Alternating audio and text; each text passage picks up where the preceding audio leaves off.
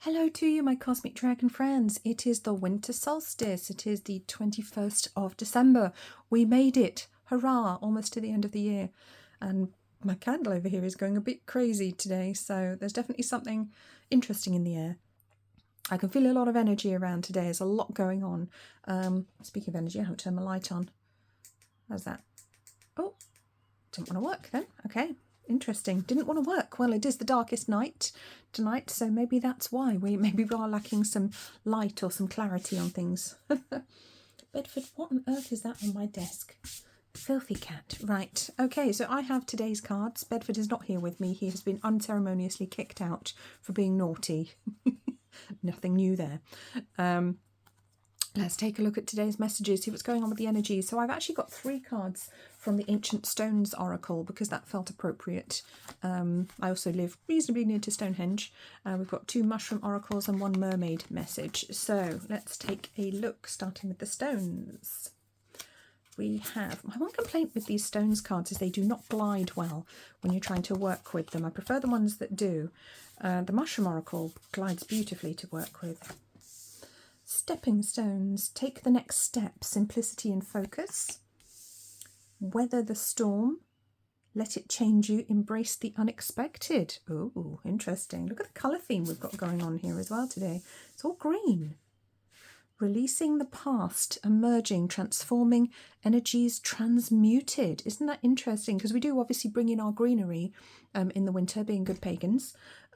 We bring in our green plants, our holly, probably not ivy. The ivy's in disgrace at the end of my garden because it grows over from the neighbour's garden and we don't like it. But we do bring in our Christmas trees and our greenery for decoration, don't we? So interesting to me that the green theme is here.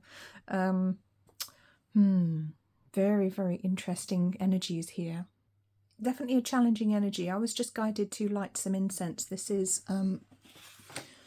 actually dragon's fire incense because I felt like the energy needed clearing. And then my other pack of incense tried to fall on the floor. I managed to catch it. Put it in a different place, and then it promptly fell on the floor and spilt all the incense out. And because I put this stick down in a hurry, I've also burnt my mat down here as well. So there's definitely a weird energy going on here, kind of a weird angry energy, which I would say our candle here is reflecting with all its shaking and going there.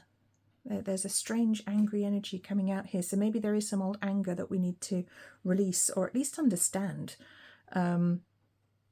Maybe people have done us wrong in the past and we've never actually dealt with it. We've never looked at it. Or perhaps we've never held them accountable. Maybe they got away with things. But it is step by step. I'm talking about weathering the storms. Yeah, it's step by step at the moment. I don't think we should be trying to rush ourselves or go faster than we are able to, because there's a lot to do here. There's a lot to actually deal with in today's energy. It's actually a tricky energy. Now I'm going to quickly find an incense holder for this stick before I burn something else, because I do have one in the room. Okay, the incense is safely on an ash catcher, actually in the other room now. So maybe I'll actually replace this tablecloth now. It's actually a giant mouse mat, if anyone's wondering. So maybe it's time to replace it. Maybe it needs a new one. So maybe it's time to burn the past away. Maybe it is time to think about things we don't want in our life and maybe do a burning ritual, maybe throw them on the fire. Don't throw actual people on the fire. That's generally not recommended. Or electrical items, don't do that. But what do we need to let go of? Because we are releasing the past, we're transmuting that energy. And by releasing, I don't mean letting people get away with stuff that they've done that was bad for us, or, you know, playing the victim or anything like that. No, I mean self-empowerment. That's where we're going with this. So, mushrooms, violet coral, community, and morel, restore. Interesting.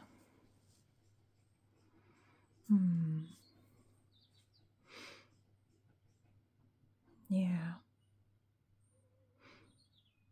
It's making me feel, what is it that we need to restore within ourselves? What's been taken from us? What have we been lacking? You know, what has been either taken from us by society? And that could be self-esteem. That could be a feeling of self-worth. You know, society is very good at taking that away from us, you know, through conditioning, through messaging that we receive at school, being told we're stupid or worthless because we're a girl, you know, stupid things that we're told that will never amount to anything.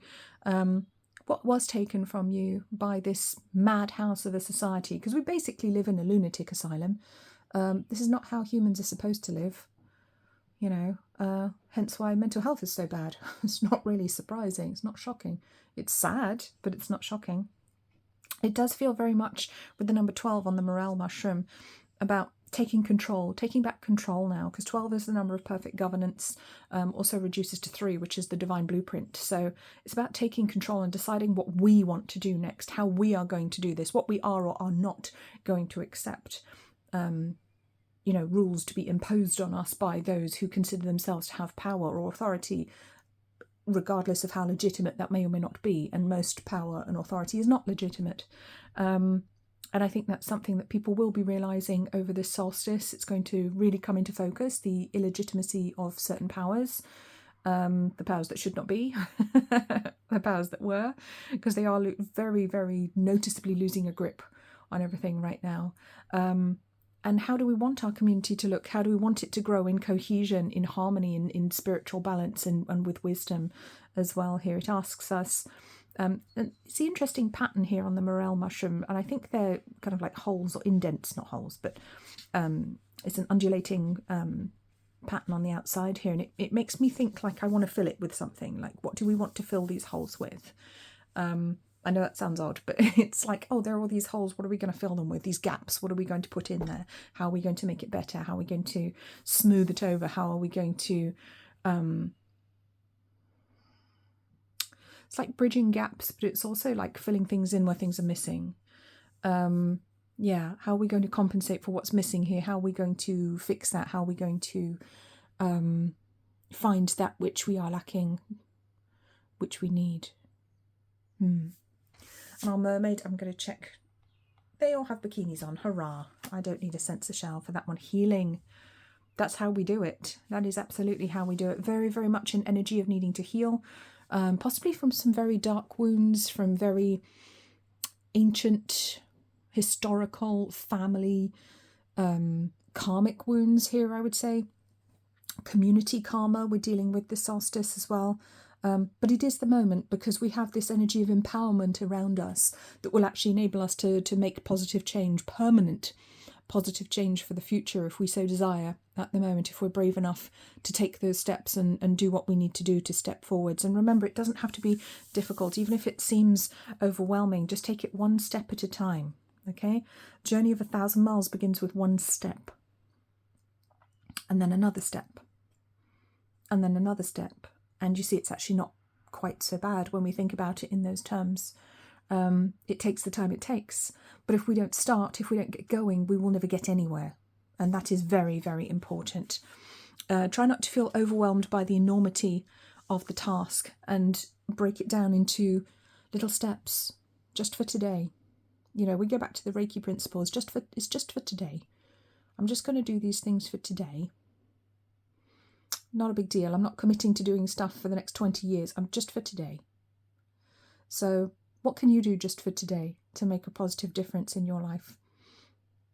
That's the question we're being asked. I like that. Okay, my friends, happy solstice. I will see you all tomorrow for the 22nd. My ebook is coming out very shortly. In the meantime, it is available to pre-order. If you want to book a reading with me, my diary is open. Yes, I am working over the Christmas holidays, probably not Christmas Day or Boxing Day, although I'm obviously not drinking at the moment. If you know, you know. So take very good care of yourself, everyone. Please remember to like, comment, subscribe, hype this video if you would like to, and I'll see you again soon. Bye-bye. And you can now pre-order my 2026 Psychic Predictions ebook, which is available from angelwingsholistics.com. Link is in the description below. And yes, of course, it features Bedford on the front.